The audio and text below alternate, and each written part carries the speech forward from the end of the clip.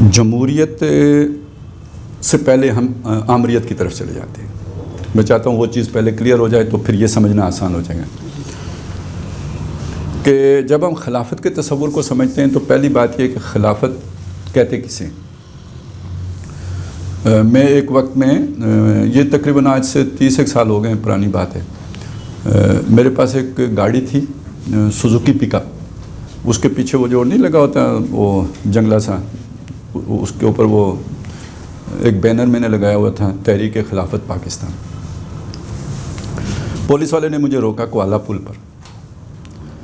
تو اس نے سمجھا یہ کوئی چیزیں بیچنے والا ہے، تو وہ تو تھا نہیں مسئلہ، وہ اس کا مسئلہ حل نہیں ہوا اصل میں. تو اب اسے اور کوئی سوال نہیں سوچا تو وہ کہتے ہیں آپ کس کی مخالفت میں تحریک چلا رہے ہیں.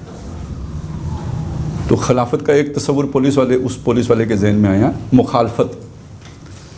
خلافت کا ایک تصور آمریت ہے جو لوگوں کے ذہن میں آتا ہے، خلیفہ ہوگا اور جو حکم دے گا وہ بس نافذ ہو جائے گا، کوئی آگے سے چوں چرا کرے گا تو گردن اڑا دے گا.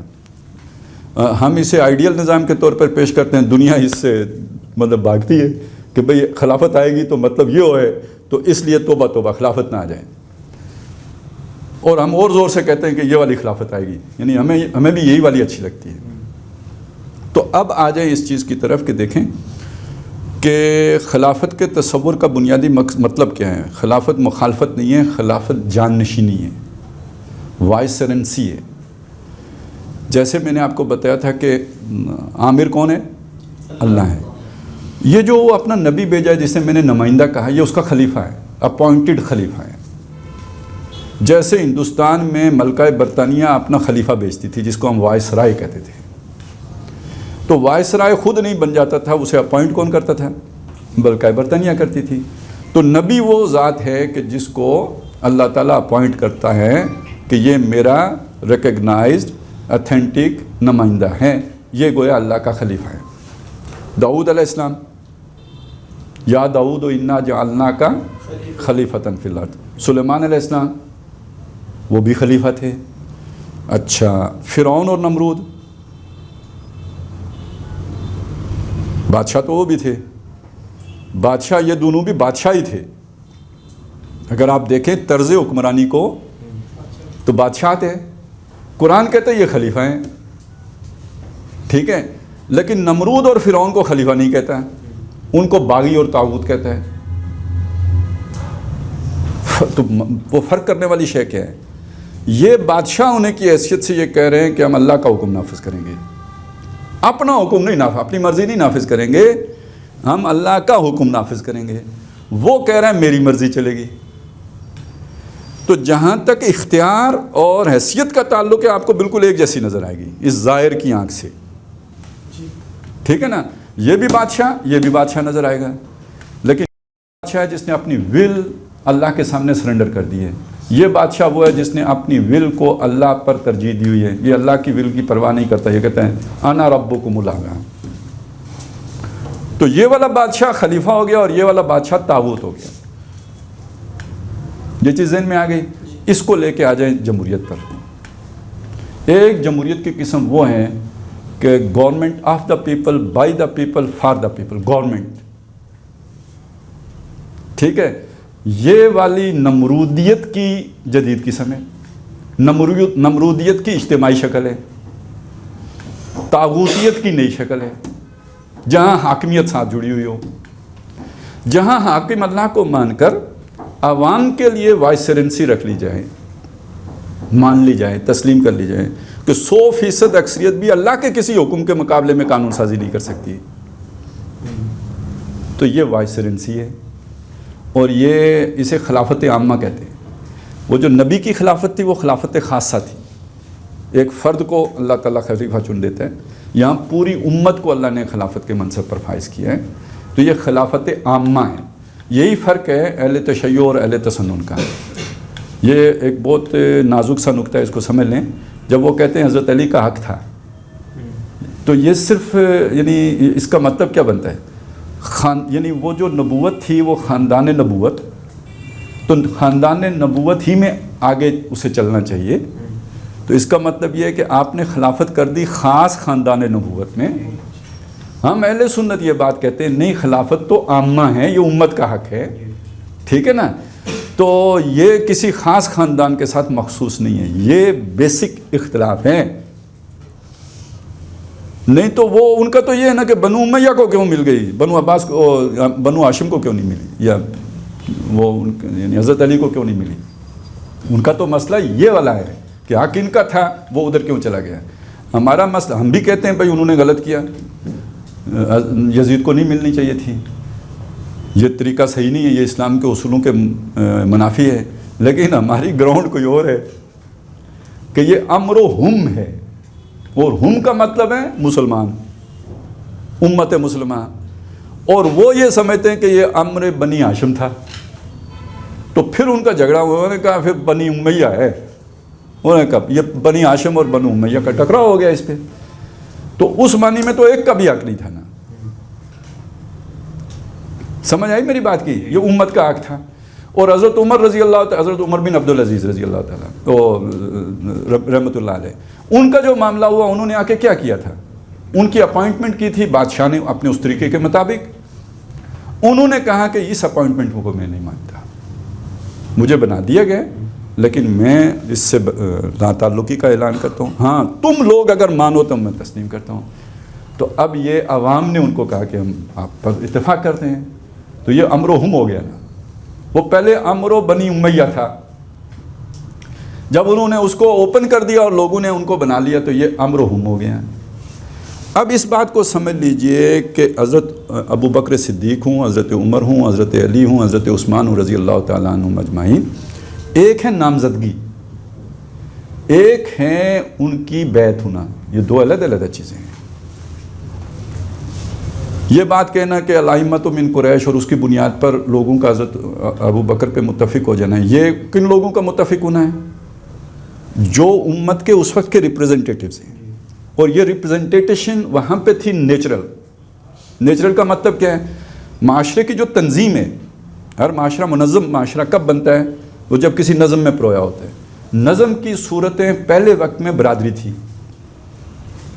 جب یہ ماڈرن ایج نہیں آئی تھی تو نظم جو ہوتا تھا، جو جس ڈسپلن میں قوم جڑی ہوئی ہوتی تھی، آپ کو کوئی پولیس رکھنے کی ضرورت نہیں ہے، کوئی فوج رکھنے کی ضرورت نہیں ہے، لوگ ایک نظم کے تابع ہیں، اور وہ نظم ہے برادری کا نظم، اور ہر برادری کا ایک چیف ہے. اس چیف کا فیصلہ پوری برادری کا فیصلہ ہے. تو یہ جب تک زندہ رہے گا وہی رہے گا، وہ جب مر جائے گا اس کی جگہ پہ نیا چیف قبیلہ بنا لے گا. یہ نظم تھا. لہذا وہ جب چیفز آف دا ٹرائبز کہیں بیٹھ کے تو فیصلہ کریں گے تو وہ فیصلہ پوری امت کا فیصلہ ہو گیا. یہی اصحاب حل و عقد تھے، یہی وہاں کے یوں سمجھ لیجئے اصحاب شورا تھے. پھر زمانے نے لی ایک کروٹ، اس کروٹ میں نو انسانی ایک قدم اور اوپر چلی گئی. یہ خون کی بنیاد پر وہ جو عصبیت کا لفظ اور بانڈ کا لفظ آپ نے وہ ختم ہو گیا. آج مثلاً راجے بھی ہیں، عباسی بھی ہیں، چودھری بھی ہیں، لوگ اپنے ناموں کے ساتھ رکھتے بھی ہیں، لیکن یہ نظم کا ذریعہ تو نہیں ہے، یہ تنظیم کا ذریعہ نہیں ہے. اس کی بنیاد پہ ہمارا جوڑ نہیں جڑتا. ٹھیک ہے، ٹھیک ہو گیا نا. تو گویا اب ریپریزنٹیشن، ایسا کون سا عباسی ہوگا جس کی بات کو سارے عباسی مان لیں، ایسا کون سا چودھری ہوگا جس کی بات کو سارے چودھری مان لیں. اب وہ باتیں ختم ہو گئی ہیں. اب اس کی جگہ پہ ریپریزنٹیشن کا زیادہ ایڈوانس طریقہ آ گیا ہے.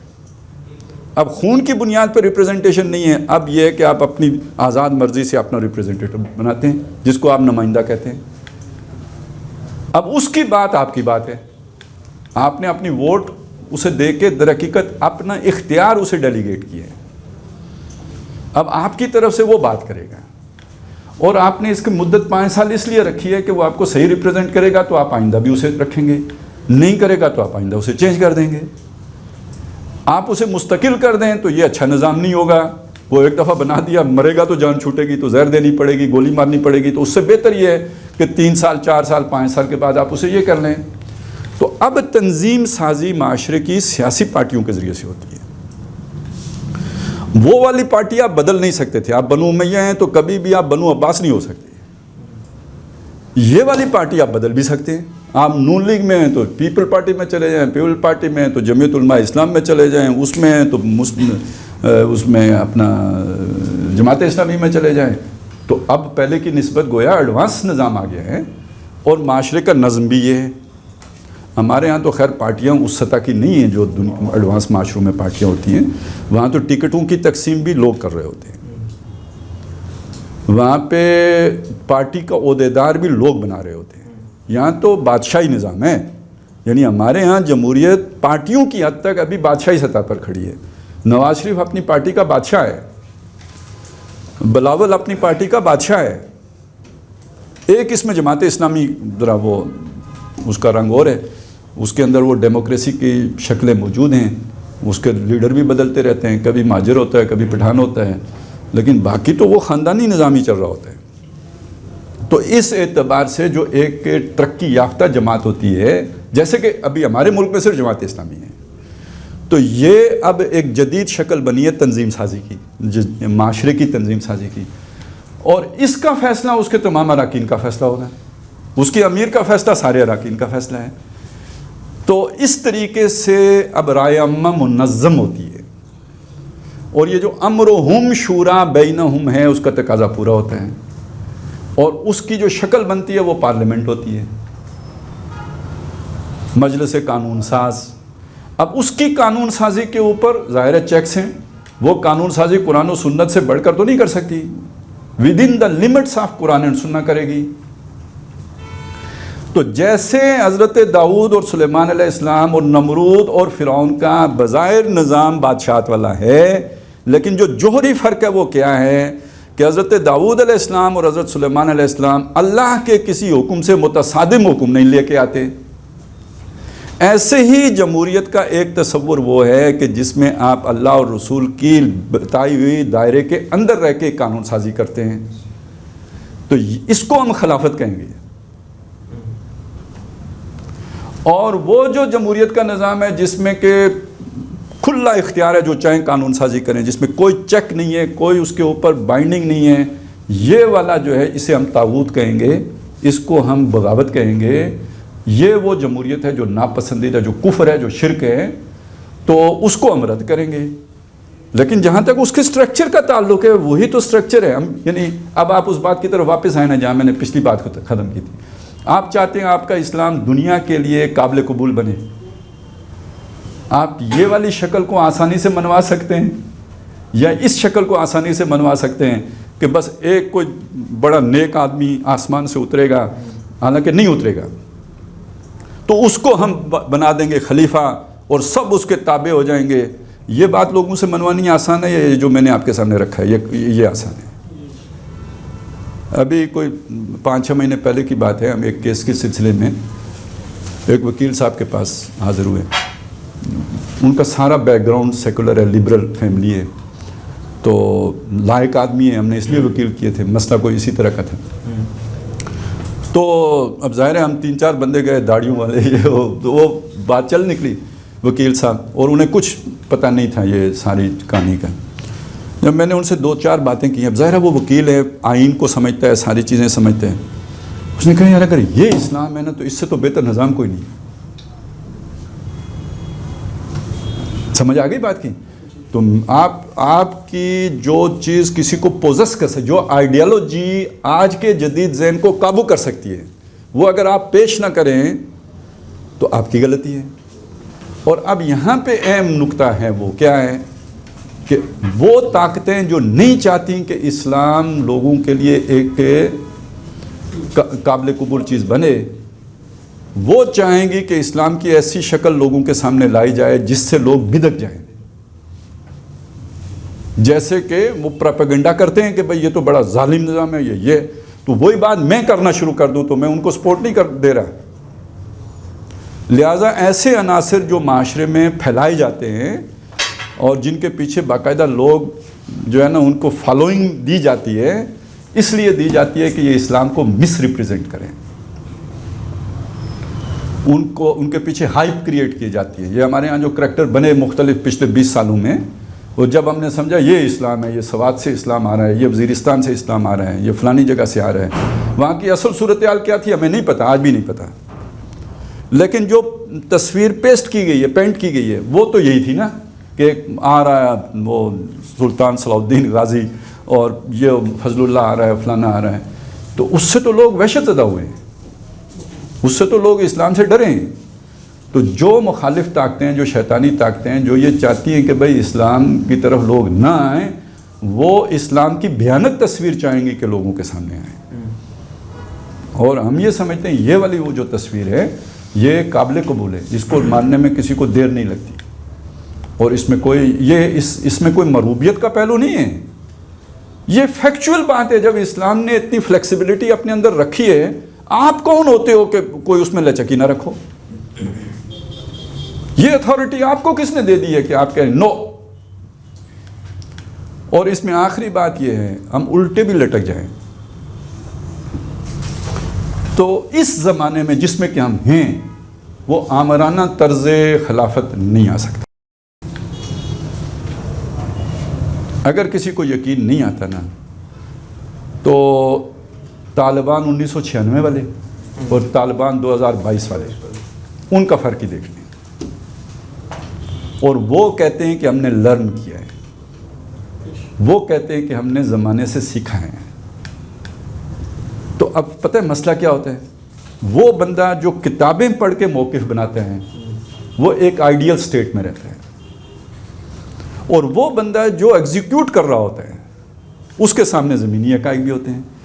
یہ جو ایگزیکیوشن کے پروسیس میں ہوتا ہے یہ سیکھتا ہے اور یہ زمانے کے ساتھ آگے بڑھتا ہے پیچھے سے کٹے بغیر. وہ بڑا پیارا نقشہ ہے، وہ جو حضرت جبریل علیہ السلام آئے تھے نا حضور کے پاس، ثم دنا فتدلی فکان قاب قوسین و ادنی، ادھر سے ادھر جڑا ہوا ہے. وہ اپنی اصل جگہ چھوڑی نہیں، ادھر بالکل قریب آ گئے ہیں. تو آپ اسلام کے فنڈامنٹلز کو تو بالکل نہ چھوڑیں، لیکن خود کھچ کے تو وہ زمانے کا جو چلن ہے اس کے قریب آئیں فنڈامنٹلز کو چھوڑے کے بغیر. تو یہ آئیڈیل صورت بنتی ہے. یا یوں کہہ لیجئے کہ بھئی یہ ریئلزم اور آئیڈیلزم کا ملاپ ہوتا ہے. جیسے وہ دور افق پہ مل جاتے ہیں آسمان اور زمین، تو یہ اس طرح آپ نے آئیڈیلزم کے آسمان کو ریئلزم کی زمین کے ساتھ جوڑا ہے.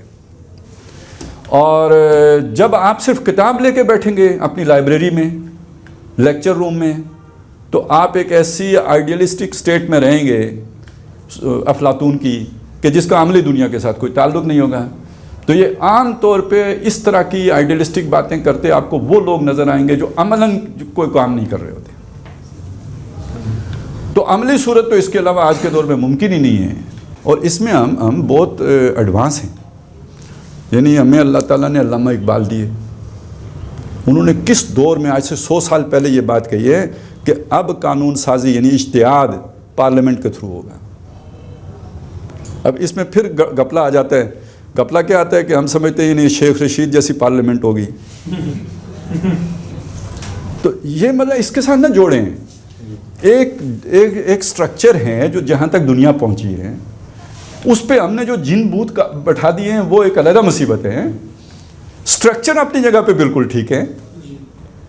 یہ جو اس پہ خبیث چڑھ کے بیٹھ گئے ہیں یہ غلط ہے.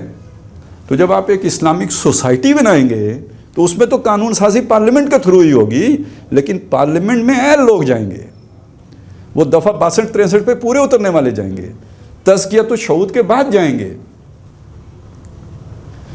تو وہ ایک بالکل ڈیفرنٹ سیناریو ہے جو بنتا ہے.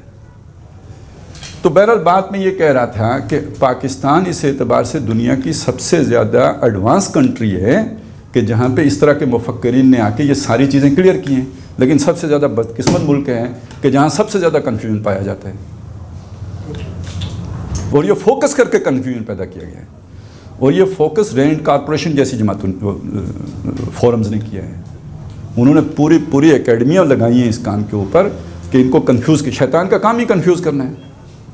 تو ہمارے معاشرے کی سوشل انجینئرنگ پروگرام کے تحت برین واشنگ ہوئی ہے. تو اس کو ذہن میں رکھیں. ہمارے پاس وہ آئیڈیالوجی ہے، لیکن یہ کہ اس کے بارے میں ہمارے اندر کنفیوژن آ رہی ہے. لیکن آہستہ آہستہ وہ چھٹے گی، دور ہوگی. ہماری اس طرح کی گفتگویں بھی اس کے اندر ایک حصہ ڈالیں گی، اور آپ لوگوں نے وہ دور کرنی ہے. اور انقلاب کا پہلا قدم آئیڈیالوجی کی کلیئرٹی ہوتی ہے. آئیڈیالوجی کے معاملے میں اگر آپ کنفیوزڈ ہیں تو انقلاب نہیں آتا، اور بہت سی جگہوں پہ انقلاب ہائی جیک ہوئے ہیں. بہت کم لوگوں کو معلوم ہے چائنا میں جو انقلاب آئے ہیں یہ کوئی ماؤ زے تونگ کی اکیلے کی کوشش نہیں تھی، یہ اس کے پیچھے ایک پورا ڈیموکریٹک ذہن تھا.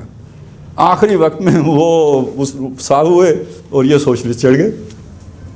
ایران میں جو انقلاب آیا ہے علی شریعتی کی اس میں بہت بڑا کنٹریبیوشن ہے. اس کے وہ جماعت اتنی نہیں تھی اور علماء کی جماعت زیادہ مضبوط تھی. وہی بات ہے، وہ جس کی عصبیت شدید ہوگی تو وہ زیادہ طاقت رکھے گا، تو وہ وہاں پہ کو ہو گیا. یعنی ہم اسے ریولوشن نہیں کہیں گے نا، کو ہو گیا نا، علماء کا کو ہو گیا. پاکستان میں آرمی کا کو ہوتا ہے، وہاں علماء کا کو ہو گیا. تو کہنے کا مقصد یہ ہے کہ ریولوشن ہمیشہ آتا ہے ایک انقلابی جماعت کے نتیجے میں، اور انقلابی جماعت اپنی آئیڈیالوجی میں بہت کلیئر ہوتی ہے کہ ہم نے آ کے کرنا کیا ہے. اگر یہ کلیئرٹی نہ ہو پھر فساد کریٹ ہو جاتے ہیں، اور فساد جو ہے وہ باطل نظام سے بھی بری شے ہے. یعنی آج کوئی نہ کوئی لا اینڈ آرڈر ہے نا، تو ہم یہاں بیٹھے ہوئے ہیں. ٹھیک ہے وہ شیطانی ہے جو بھی ہے، لیکن ہم یہاں بیٹھے ہوئے ہیں، امن سے بیٹھے ہوئے ہیں. جب فساد کریٹ ہو جاتا ہے تو پھر آپ کے لیے کوئی امن کی جگہ نہیں ہوتی. طوائف الملوکی، جنگل کا قانون، یہ ایک مشرکانہ نظام سے بھی بدتر نظام ہوتا ہے. کوئی نظام نہ ہونا، انسانی معاشرہ بغیر نظام کے تو ایک عذاب ہے. پھر جس کی لاٹھی اس کی بھینس ہوگی، اور اس کی بھینس کا مطلب کیا ہے؟ آپ کی دکان بھی اس کی ہوگی، جب چاہے وہ آ کے آپ کی دکان پہ قبضہ کر لے. مطلب کیا ہے اس کا؟ آپ کی بیوی بھی. تو وہ تو عذاب ہے بھائی. تو کبھی بھی کیوس جو ہے نا اس کی نہ خواہش کرنی چاہیے، نہ پلاننگ کرنی چاہیے، نہ ایسا ایکشن کرنا چاہیے جس سے کیوس پیدا ہو. اس لیے فقہاء نے 2 شرطیں رکھی ہیں خروج کی بھی. آپ کے پاس اتنی طاقت ہو بظاہر اعمال کہ آپ اس نظام کو گرا سکیں، اور صرف یہ ایک شرط نہیں ہے، اس کے بعد آپ کیپیبل ہوں نیا نظام بنا سکیں. یہ 2 شرطیں آپ میں جمع ہوں تو آپ کو بادشاہ کے خلاف اٹھنے کی اجازت ہے، نہیں تو اجازت ہی نہیں ہے. تو بہرحال وہ جو بات چلی تھی خلافت اور جمہوریت کے وہ مقابل نہیں ہے. ایک سپرٹ ہے جمہوریت کی اور ایک سپرٹ ہے خلافت کی. جمہوریت کی سپرٹ جو بالعموم ہے اس کے اندر حاکمیت کا تصور پایا جاتا ہے. خلافت کی سپرٹ کے اندر ریپریزنٹیشن کا تصور پایا، اللہ کی ریپریزنٹیشن، وائسرنسی، یہ تصور پایا جاتا ہے. شکلیں پہلے وقتوں میں اس کی شکل آمرانہ تھی، شخصی تھی. چلیے یہ لفظ بہتر ہے، یعنی شخصی بادشاہ، حاکم، شخصی حاکم یا شخصی خلیفہ. آج کے زمانے میں عمومیت کا تصور آ گیا ہے. اب بادشاہت نے بھی عوامی صورت، ریپبلکن کی صورت اختیار کر لی، تو خلافت بھی ریپبلکن ہے، خلافت عامہ ہے. یہ ہے اس میں ساری بات.